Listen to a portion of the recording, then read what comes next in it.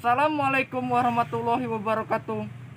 Saya Randy Merpasta, mahasiswa Sekolah Tinggi Ilmu Ekonomi Sarasan Muara Enim, KKN Angkatan 2000, Yayasan Perguruan Sarasan Muara Enim, dari kelompok 10, dosen pembimbing lapangan, Bapak Agustri, SE MSI.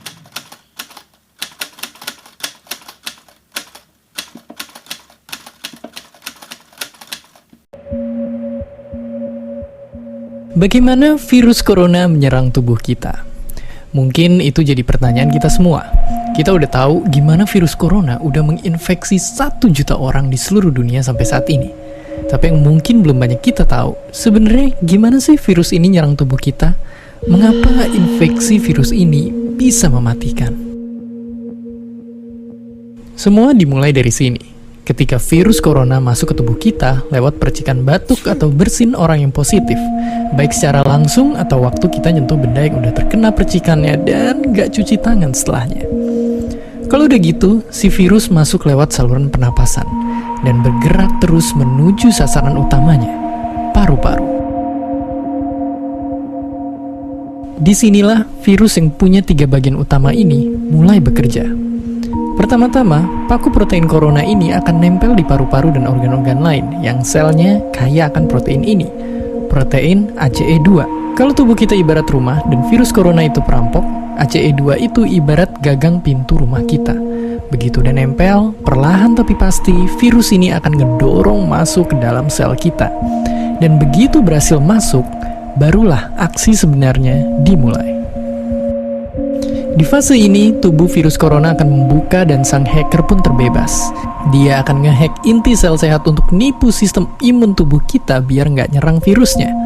Dan sekaligus ngebuat inti sel jadi memproduksi cikal bakal virus corona baru. Sel yang udah terinfeksi dan dihack ini selanjutnya akan terprogram untuk bunuh diri dan melepaskan jutaan virus corona yang siap nginfeksi dan ngehack sel-sel sehat lainnya. Ya, awalnya mungkin kita cuma kemasukan virus corona yang jumlahnya dikit, tapi dalam hitungan hari aja udah akan ada jutaan sampai miliaran virus corona baru, bikin paru-paru kita dipenuhi oleh mereka. Tapi ternyata, mimpi buruknya ada setelah ini. Ya, ketika virusnya udah menuhin paru-paru kita, sistem imun kita bakalan ngerespon ibarat polisi dan tentara yang meluncur ke tempat kejadian perkara. Tapi inilah yang bikin ngeri. Di sini, virus corona jadi penipu ulung yang bisa ngakalin sistem imun kita. Mereka bikin sistem imun nyerang membabi buta, termasuk nyerang sel-sel sehat kita. Mereka jadi nggak tahu mana kawan, mana lawan, dan perlahan-lahan jadi senjata makan tuan. Buat sebagian besar kasus, kejadian ini emang nggak berlangsung lama. Karena kalau sistem imun kita kuat, mereka pun akan bisa menang dari segala taktik virus corona.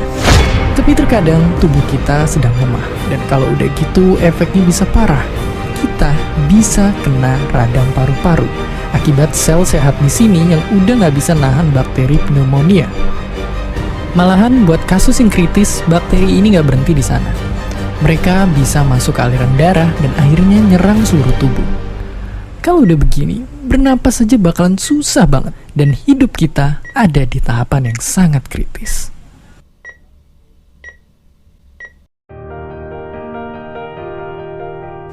Ya, mungkin dengan fakta-fakta barusan bikin kita takut dan khawatir. Tapi ingat, kita pun punya cara buat memperkuat daya tahan tubuh kita. Makan makanan bergizi.